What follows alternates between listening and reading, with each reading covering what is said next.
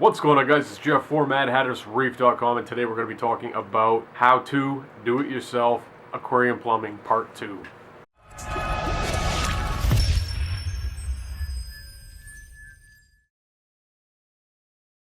Alright guys, so welcome to episode number 2 for Do-It-Yourself Aquarium Plumbing. If you happen to miss the first episode of this video, go ahead and look in the description below. In there should be a link that will bring you to that video. Watch that before you jump into this video, just so you're up to speed on everything that's going on. So go ahead and hit the pause button. I'll sit here and wait for you.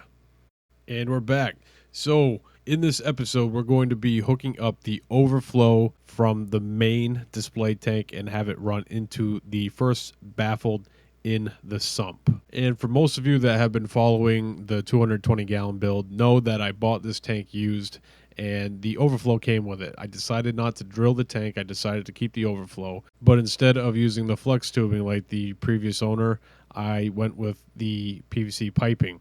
And the reason for that is it's cheaper and more reliable. And like you saw in the previous video, I went through and I made sure that everything was cut perfectly, and I went through a dry run connecting all the pieces prior to putting it together, gluing everything, and making it permanent. There is something to note here. I should have used union couplings, and what they do is they basically make your life a lot easier. If there was something to go wrong with the overflow box, I would be able to disconnect it a lot easier than I currently am right now. It would involve me basically cutting the PVC that you see right here to remove the overflow box. I wasn't able to pick up a union coupling at the time, so I just went ahead and put it together. I have been working on this project since the March of last year, and it was getting to the point where it needed to get done. I'm also working on the front of the aquarium, dry fitting the plumbing for this, and basically what I would have to do when I go and put it on the back is I'm going to have to install it in reverse. So the pipe that is the closest to the left side is actually going to be on the right side of the overflow box when I put it on the back of the aquarium, and vice versa for the other side. And I did this just to simplify the process for myself, make it easier to work, because I already had the aquarium in place. And the other reason for doing it like this was it made it easier for me to film so I could share it with you guys what exactly I did. And once I got everything where I wanted it and how I wanted it, I had to go through and start gluing everything together.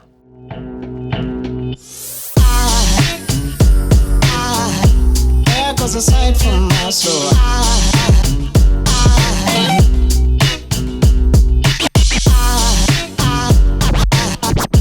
There goes a sight, there goes a sight. Now there goes a sight from my soul. There goes a sight from my soul.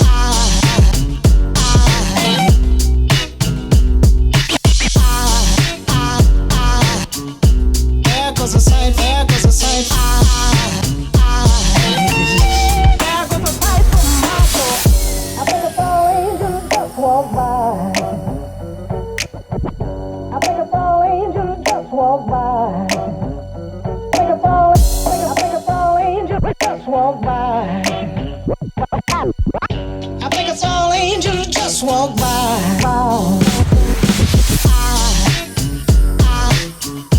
There goes a sight from my soul.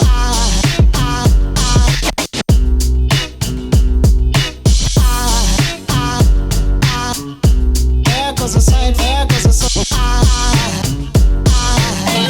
Now there goes a sight from my there goes a sight.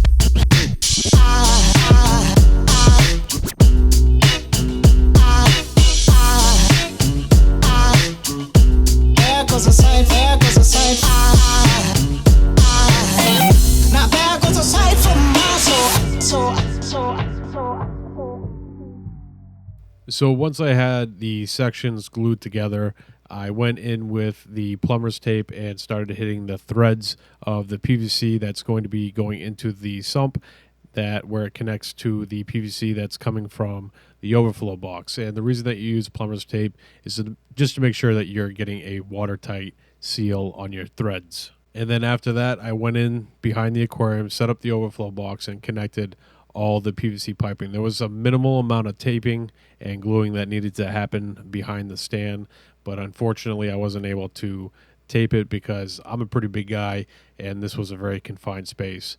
At the end, this is what I came up with, and I did have a little bit of leakage going on where the PVC pipe went into the actual overflow box, and I don't know how the guy had it set up before, but he didn't have it glued, and I'm not sure why. And here's a quick look under the stand where the plumbing enters the sump. And after I got the aquarium up and running, I realized that I needed to extend this piping down into the sump just to reduce splash and to quiet it down a little bit.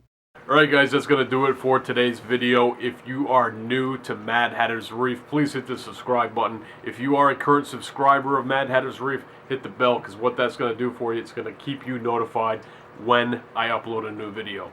That's going to do it for today. I want to thank you guys for joining me, and I'll see you next time right here with a brand new video.